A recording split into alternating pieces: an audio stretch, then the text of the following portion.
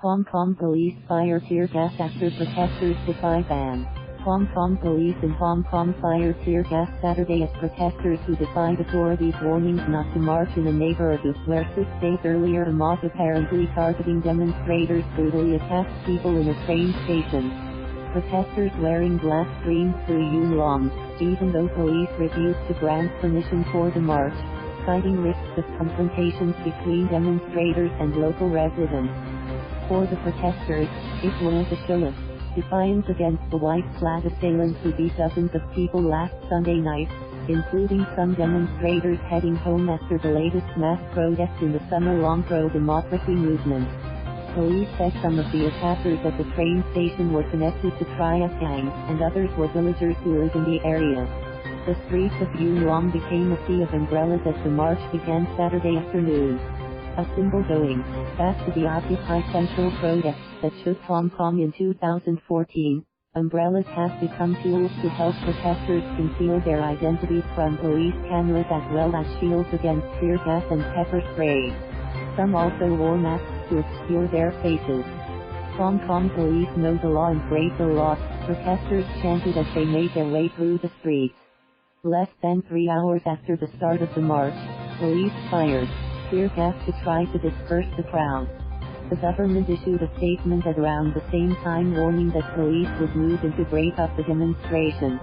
The statement said that some protesters were holding iron poles, self-made shields and even removing fences from roads, and that some had surrounded and vandalized the police vehicle with officers inside.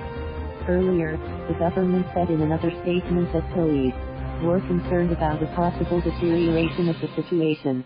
Police appeal to members of the public to stay calm and leave the area as soon as possible as a chaotic scene may ensue within a short period of time, the earlier statement said.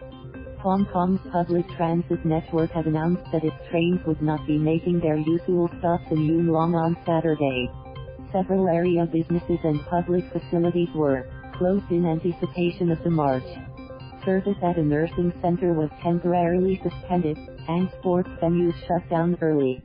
A few hours before the march started, a man was arrested in Yuen Long for injuring someone with a knife, police said.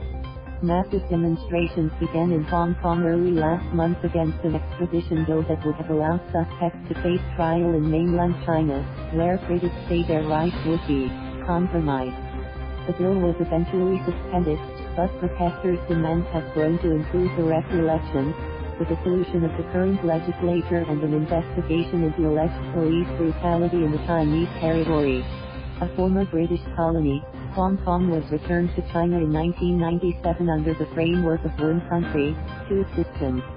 The arrangement promises the city certain democratic freedoms that are not afforded mainland citizens, but some residents say these liberties have been steadily eroded in recent years after the arrests of booksellers and democracy activists. A distrust of China's Communist Party-led central government in Beijing has undergirded the protests this summer. After last Sunday's march, a group of protesters vandalized Hong Kong's liaison office, which represents the mainland government. They spray-painted the building's surveillance cameras and threw ash and black ink at the Chinese national emblem, an act that Beijing has vehemently condemned. In response to the police's objection to Saturday's march in Yuen Long, protesters have cheekily labeled the procession a shopping trip, as well as a memorial service for former Chinese Premier Li Peng, who died on Monday. Li was a hardliner best known for announcing martial law during the 1989 Tiananmen Square protests that ended in bloodshed. Some Yuen Long residents participated in the march, while others stood outside with signs warning protesters not to enter. For their part, demonstrators pasted calls for democracy on sticky notes around the area. After the violence, last Sunday, as a resident of Yuen Long, I think I have the responsibility to come out, said a 24-year-old man surnamed Man. After all these protests in past months, the government still hasn't responded to us. /ATM. Thank you for watching. Please subscribe.